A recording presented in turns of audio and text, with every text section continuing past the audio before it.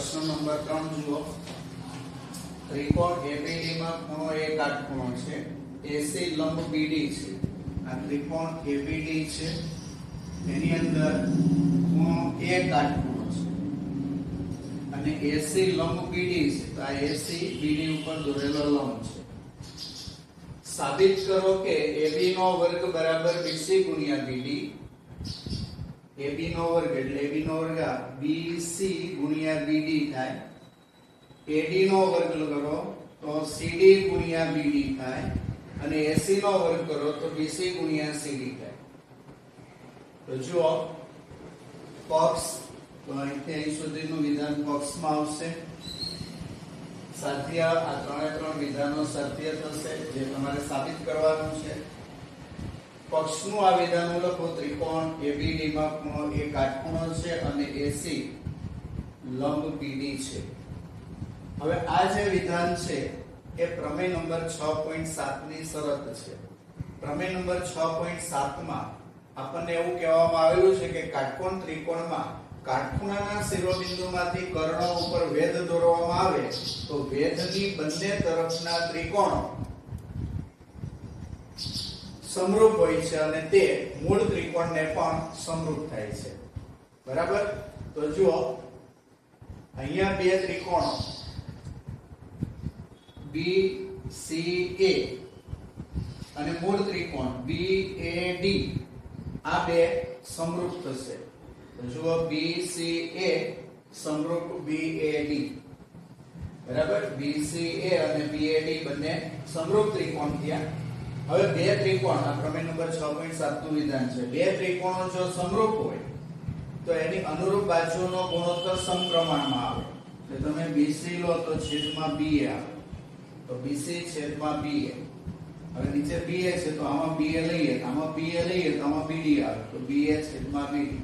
હવે ચોકડી ગુણાકાર કરો તો BA ગુણ્યા BA અને BC ગુણ્યા BD, તો BA ગુણ્યા BA એટલે BA નો સ્ક્વેર BC ગુણ્યા BD।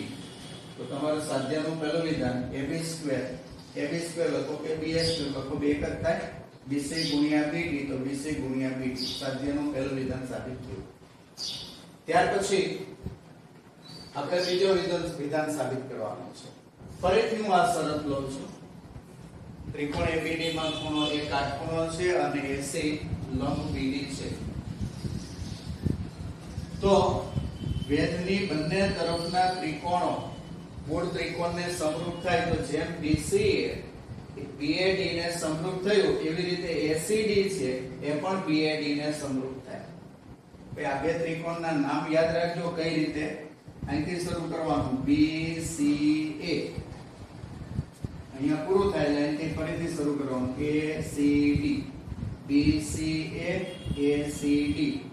એટલે આ બે ત્રિકોણના નામ માટે ખાસ, બાકી મૂળ ત્રિકોણ તો અહીંથી શરૂ થશે BAD મૂળ ત્રિકોણ।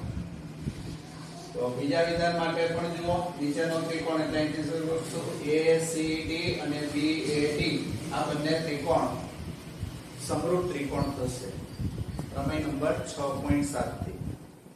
હવે અહીંયા ગુણોત્તર લઈએ, AC છેદમાં BA, છેદમાં BA આવ્યો, આમાં ક્યાંય BA આવતું નથી એટલે પહેલો ગુણોત્તર લેવો નથી। બીજો ગુણોત્તર લઈએ CD છેદમાં AD, તો CD છેદમાં AD। ફરીથી આમાં તમે જુઓ AD છે તો છે AD ના છેદમાં BD તો AD છેદમાં BD।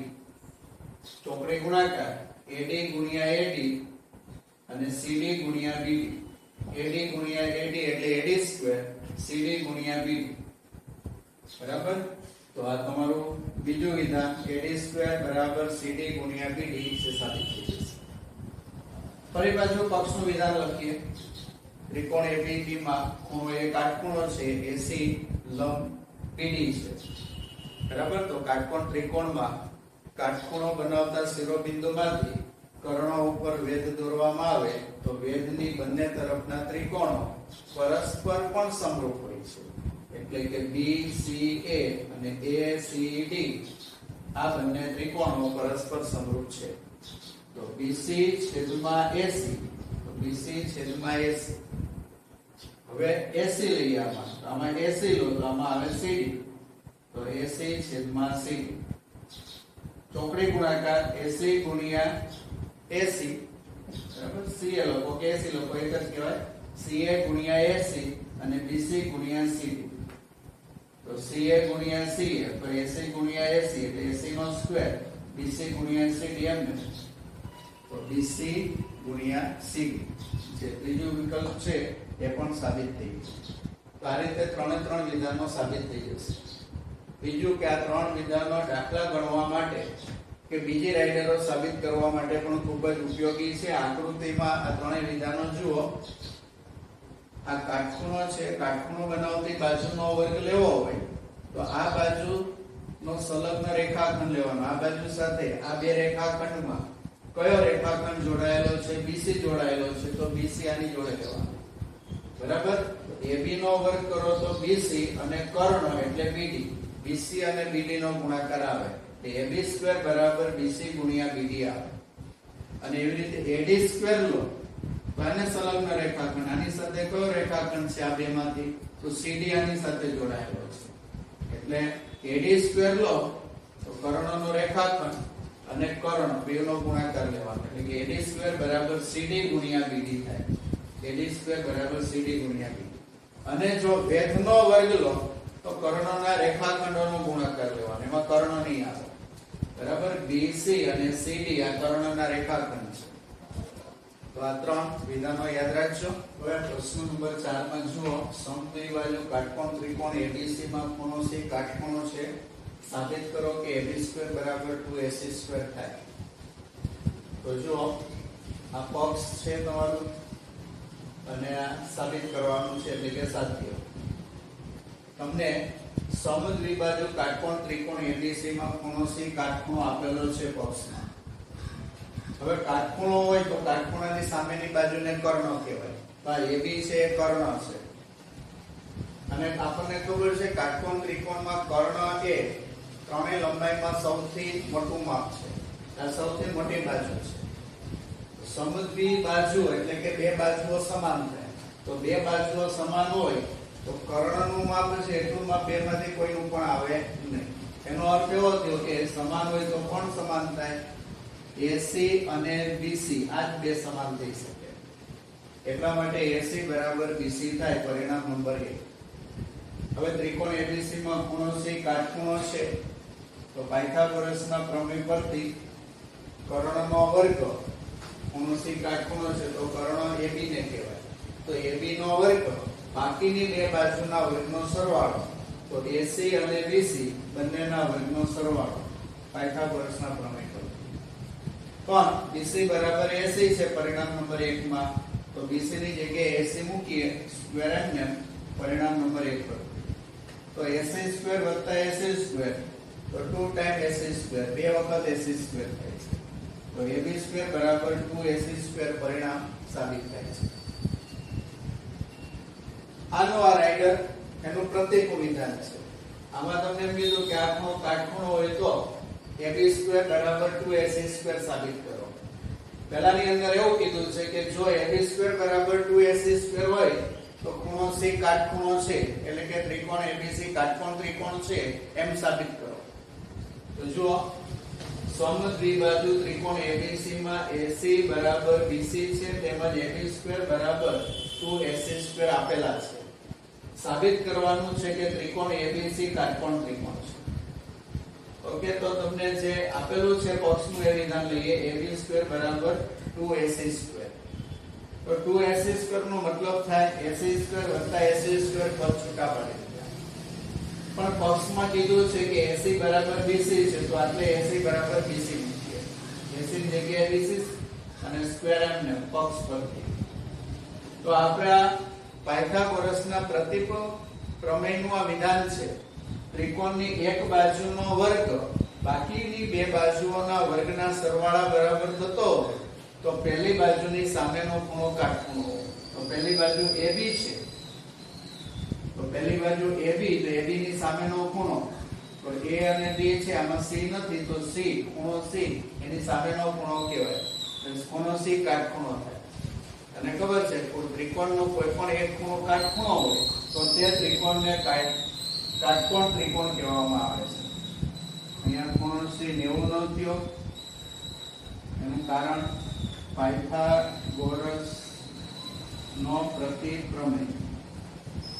પાયથાગોરસના પ્રતિપ્રમેય ઉપરથી કીધું કે ત્રિકોણની એક બાજુનો વર્ગ બાકીની બે બાજુના વર્ગના સરવાળા બરાબર થાય તો પહેલી બાજુની સામેનો ખૂણો કાટખૂણો અને જે ત્રિકોણનો કોઈ એક ખૂણો કાટખૂણો હોય તે ત્રિકોણને કાટકોણ ત્રિકોણ કહેવામાં આવે છે.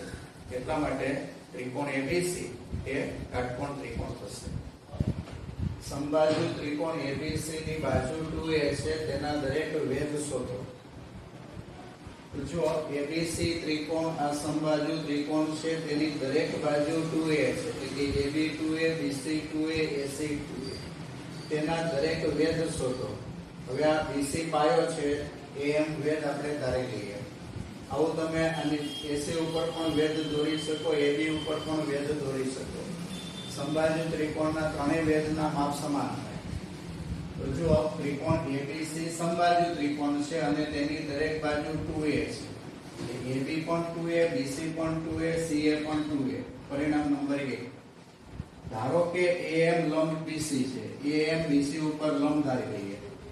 તો AMB લંબ છે એટલે આ ખૂણો 90 નો થશે. AMC લંબ છે એટલે આ ખૂણો પણ 90 નો થશે.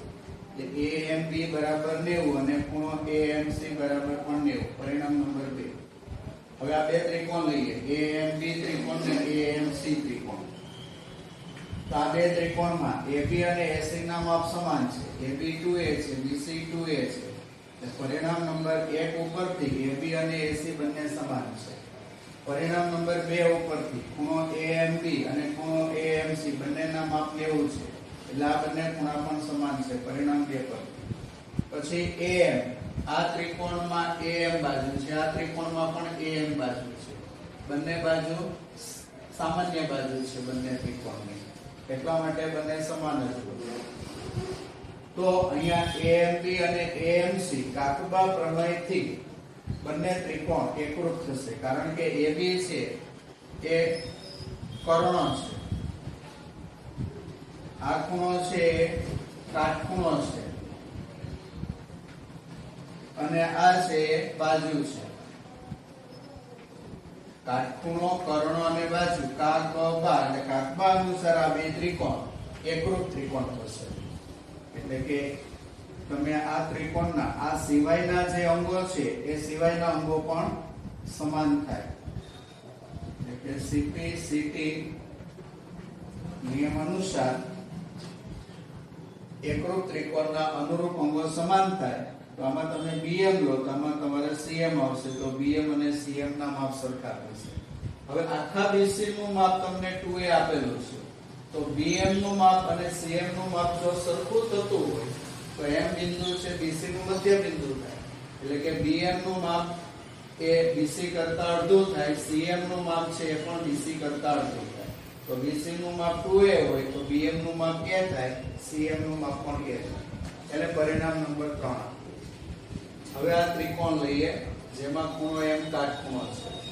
તો પાયથાગોરસના પ્રમેય ઉપરથી કર્ણનો વર્ગ અને બાકીની બે બાજુઓના વર્ગનો સરવાળો. કાટખૂણો છે એટલે AC કર્ણ, AM અને CM બાકીની બે બાજુ.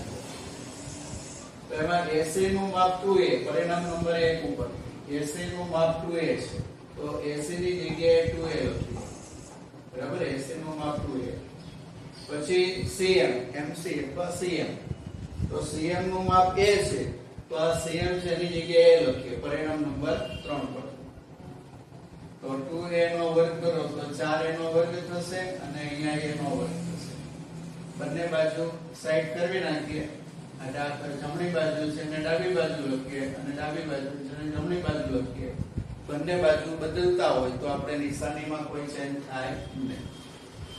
હવે ફક્ત A² સામે લઈ જાઓ તો A² માઈનસ થાય. તો 4A² માંથી A² બાદ કરો તો 3A². બંને બાજુ વર્ગમૂળ કાઢો તો AM² નું વર્ગમૂળ AM, 3 નું વર્ગમૂળમાં 3, A² નું વર્ગમૂળ A. બંને બાજુ વર્ગમૂળ લેતા બરાબર વર્ગમૂળમાં 3a. આ am છે વેધ, તો વેધની લંબાઈ વર્ગમૂળમાં 3a થઈ. તો સમબાજુ ત્રિકોણના ત્રણેય વેધ સમાન હોય છે, એટલે કે દરેક વેધની લંબાઈ વર્ગમૂળમાં 3 ગુણ્યા a જેટલી થશે.